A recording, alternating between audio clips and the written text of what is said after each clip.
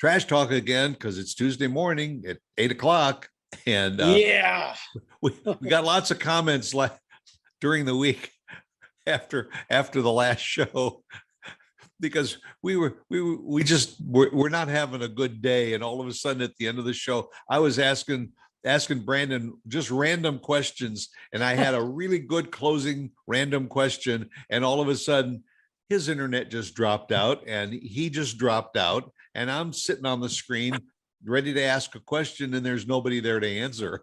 Oh my gosh, it was awful. Like all of a sudden, like I saw the glitch in the matrix happening, and I was like, well, we'll get through this. It's wrapping up the show, and I saw my face, my still shot, Yeah. and I knew the internet was done.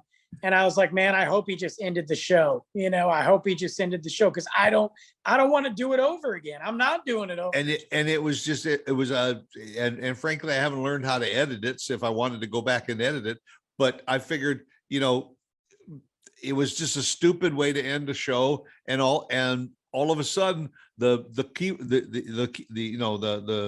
board lights up and people are sending in comments saying that was so cool the way you ended your show, like we did it on purpose. I don't know. I don't even think I know what the question was. Yeah, so I think what we'll do is we'll just have to screw up again more often and get positive comments. Apparently I'll screw up today. Don't worry about it. It's coming, folks. Stay tuned. But hey, my little background is a diner, and yours is a bar you got back there. My favorite restaurant of all time, actually, yeah. Giovanni's in Detroit. Oh, okay. My favorite restaurant of all time, the greatest, one of the greatest Italian restaurants to go down in history, Giovanni's. Many a dates there, many a solo nights there, many a guys trips there. I mean, when you get to sit in the chair that Frank Sinatra sat in, you just feel that presence, Now there's Giovanni's pizzerias all over the country, which is a franchise. Yeah. No relation at all to this Giovanni. No, this Giovanni's, they moved to the neighborhood, and it was Irish, Italian, Polish, great neighborhood. Now the neighborhood's not great. They're the only great thing in that neighborhood. And there's actually an Italian party store. It's pretty cool. They make great sandwiches, but that's about it. No relation. They moved there. They started the restaurant back in the 60s, and it was a pizza parlor with Italian dishes. They kind of made whatever. They had specials. So it was spaghetti and meatballs that day. She'd make spaghetti and meatballs. Yeah. Then it turned to Giovanni's. And I got to tell you, I mean, it's a fine dining, but what's great about it is it's old school Italian. She walks around there. The mom, the wife, her sons, her grandkids are there. You can just go and hang out and have a glass of wine with her and just talk to her. It's like, it reminds me of being at my grandma's house, talking to my grandma, except it's in a restaurant. Like oh my God. The last time I went was probably about 5 years ago, maybe 5 years ago. Even though I've been to Michigan since, I think the next time I go back to Michigan, I'm making a trip. So the original restaurant is still there? Yeah, it caught on fire, actually. It caught on fire. The kitchen, they had a kitchen fire. They thought they were going to move, but they spent so much money because they did not want to leave that neighborhood.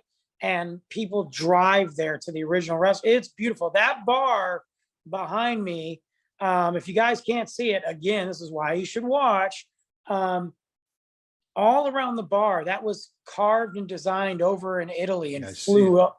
Yeah, it was flown over here. It's the Stations of the Cross. If you're Catholic, you get what that meant, but it's the Stations of the Cross. And it was designed at this little shop in Italy. She went there and loved the woodwork they did and commissioned this guy and his family to design this bar. And are there still Giovanni family members they're still running it? Yeah, her sons are running it. She's running it, but her husband died, but her sons are there, the family's there, the grandchildren come in. They got a wall of celebrities there. Actually, George Clooney, he says whenever he's in Michigan, really? He goes there. Yeah, and there's multiple pictures of George Clooney at different stages, just there. Frank Sinatra, Tony Bennett, all the who's are there. It's a phenomenon. So you could literally walk in and sit there. We went one day and half of the Detroit Red Wings were eating in the other room, just hanging out. It was great. It's awesome. And I grew up in the Chicago area, and there were actually, there still are quite a few of the old steakhouses and everything that are still there. But I grew up in Northwest Indiana, right actually where Illinois and Indiana meet at Lake Michigan. In Whiting, Indiana, was a restaurant called Phil Schmidt's. And it was the Schmidt family, and Phil was actually the grandfather, and probably passed down through maybe 3 or 4 generations. And they were famous for buttered frog legs and frog legs. Yeah. Never had frog legs? No, I can't say I have. Tastes just like chicken. I'm sure it does. They said Jeffrey Dahmer said that about humans. Doesn't mean I want to eat one. That, and also perch and pike. And it was one of those old restaurants where they had the tablecloths. The waiters and waitresses were all dressed in close to formal attire. Yes. They would, on the table they would put the fresh beets and the cottage cheese and the bean salad and stuff like that, and the fresh baked rolls. I mean, It was that kind of tradition stuff, and it went through some tough times and all. I think they also had a kitchen fire back in probably the 60s or 70s. But as the neighborhood kind of changed and went away, the Phil Schmidt family, those grandsons or whatever, decided to donate the restaurant to a local college with the proviso that they would have a culinary arts program at the college. That's actually pretty interesting. Yeah. Yeah. And that way they would train young chefs and all to not only come back to Phil Schmidt's and work, but like as interns, but would launch their career in the culinary arts. And it was pretty cool. And they did that for many, many years until the building just got in such disrepair and all, that it was only a matter of, probably within the last 5 years that they tore the building down and all, after some, almost 100 years that it was there. And now where I grew up, there's still one restaurant called Teeble's that is also being run by the Teeble family and a second, third, fourth generation. And they were famous also for their perch and also their fried chicken. Interesting, man. When you see a restaurant, that's what separates these places compared to the corporate cookie cutter, right? Franchise. Yeah, they're so unique and there's such a rich history. Another place back home too is called Tony's, and Tony's is essentially like a truck stop. I mean, that's what it is. But it's a diner, but everybody goes there. It's on the way to like Frankenmuth and all that. Right. Okay. Christmas City and all that. So you go to Tony's and they got the pancakes that are the size of your head. They give you a pound of bacon for the pancakes. If you want butter, they give you a whole stick of butter. There you go. And I mean, everybody goes there. You want hash browns? That's a whole bowl of hash browns coming your way. And there's something, I mean, it's really good, but nobody makes that stuff like those type of places. Yeah. And very often when we travel around the country, when we pull in for the night, you just go to the CVS, or Walgreens or whatever, and just ask the clerk, where's a good family owned restaurant in town to eat? And there usually is at least one or two. Gotta be one, right? It's like old home week. You go in and you're treated like a real customer, instead of they're there to just turn the tables, order number 403, come over and pick it up and go eat, hurry up and get out of here. You have to look for those places. but I think that it's those old established restaurants and the diners, which are also unique in their own way, that are really worth seeking out. I agree. I Yeah. agree. Interesting story. You know, we all know what the classic old looks like, a Airstream trailer type diners. There was one in Wilkes-Barre, Pennsylvania. And the owner moved to Florida, and he just decided that he really missed his diner back in Wilkes-Barre.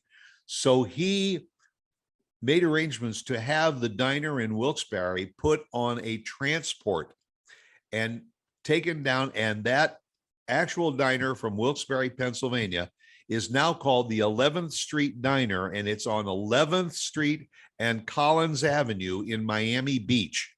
What? The original diner from Wilkes-Barre, Pennsylvania. It's still there, still up and running, and it's still, you know, the old mushroom stools at the bar, and the old red top tables with the metal trim. You know, that the one that right there behind me, that's the old mushroom stools. You know, which as a kid you used to go into, and it was a lot of fun to sit on them and just twirl around. But there was never anything like diner food. You know, I mean, you're talking about the old, you know, burgers on the grill. You know, Well, they were just fried. They were just you could smell them when you walked in. The sandwiches, the coffee. It might just be a black cup of coffee, but it's always fresh and always there. it was a gastronomical, you know, disgrace. I mean, they didn't use margarine or butter. They used lard. Lard, You yeah. remember lard to fry the eggs? And, Yeah, but best. It's the best. yeah, they'd make the bacon and they'd put the lard down. They make the eggs and they would mix all of that together and all. And when it came on your plate, you know, and the fresh biscuits, it's hard to find places like that anymore. My favorite diner times are either early in the morning or late at night. Those are when I go to a diner. I don't care about the middle of the day. We used to go to Broken Bow, Oklahoma quite a bit. And there was a diner there that just like you're describing, and it went out of business one day. Like we went up there and it was closed and totally depressing.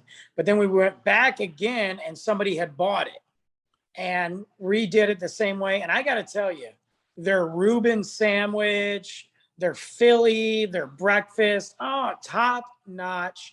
Literally looked exactly like that place behind you. Just you're not going to beat that type of food. And even with all the inflation, the prices are still really good for what it is. My father-in-law was a traveling salesman all over the Midwest, and he used to seek out, you know, two things. He used to seek out diners wherever there was one, or truck stops, because diners and truck stops, you could go in and everything wasn't a la carte. You would order a fried chicken, you know, dinner.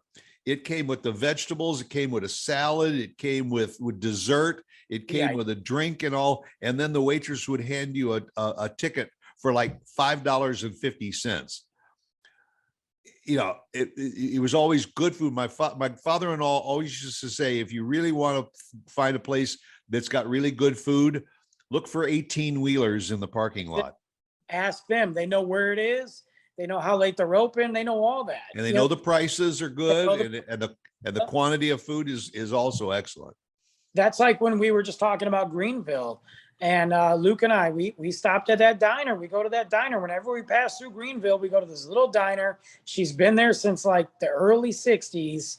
And I'm going to tell you right now, it is phenomenal. I'll take it plus I like to support her. She sits, she talks to you, you know, I want to support her too, but the food is great. And Luke loves it. He's just eating his fries and just dipping it. I mean, it's just great stuff, man.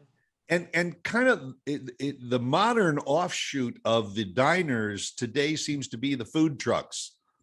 People are starting to get the food trucks, whether it's just you know, tacos, or whether it's beef sandwiches or hot dogs or whatever. The smaller mobile trucks always turn out a really good meal. Well, some of the best food around us, and I know there's some great restaurants, there are, but some of the best food is the food trucks. I mean, top notch. Like you can go to the truck yard in the Colony down the street, and I know this is across the country. You guys got them. You guys got food trucks that just pop up somewhere, or they just have their little destinations. Ton of them in Dallas. There's great place in Denton for food trucks. I mean, that's the best food. I mean, it's unique. And what's cool about it is if you go to the tacos and you get the street tacos, then let's say maybe you want to go over here and you want to get a burger. Like there's so many options and they all have something special. Yeah, we in our town, we've got a thing called the Rail Yard. And it's like 5 or 6 different food trucks. They've even got a little stage where they get a little 3-piece band or something that'll entertain. Everything's on picnic tables, paper plates, and plastic forks, knives, and spoons. And I mean, it's a good throwback to Americana at its best. Yeah, I prefer a lot of that, like 8 times out of 10 when I think about going out to spend my money at a restaurant, unless I'm going to Giovanni's or something special. Right. I want to go to that food truck or I want to go to a diner and give it to those people.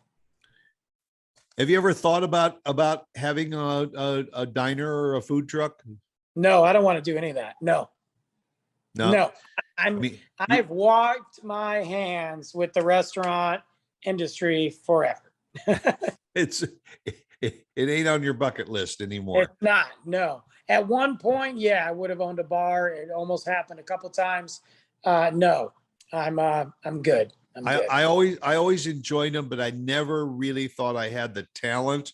I mean, if somebody was to come along and say, "Listen, I've been a hash cook for my whole career and everything, and I'm thinking about opening up a diner. I'm looking for some investors." Might go that route and all, but I just don't have the talent for doing it. Can I run it? Can I market it? Can I work with the people? Sure. Yeah. Especially if it involves bar way more than food. But there are people smarter than me that have done it longer than I ever have that still struggle. I'm retired from that. I'm retired. And by far the best ones that are out there are the ones that are still run by the second, third, fourth generation of the family that started them.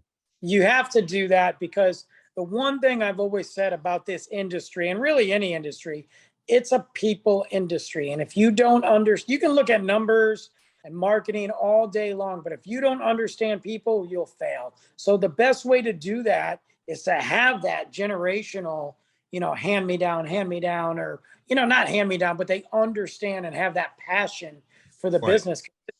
It's a grueling industry.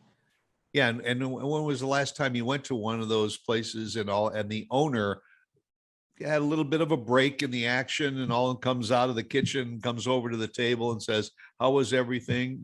Was there anything that I could fix for you?" And all, or listen, I just baked a cake today and everything, and I got a few slices left. How about a complimentary slice of cake? That's what happens at Giovanni's.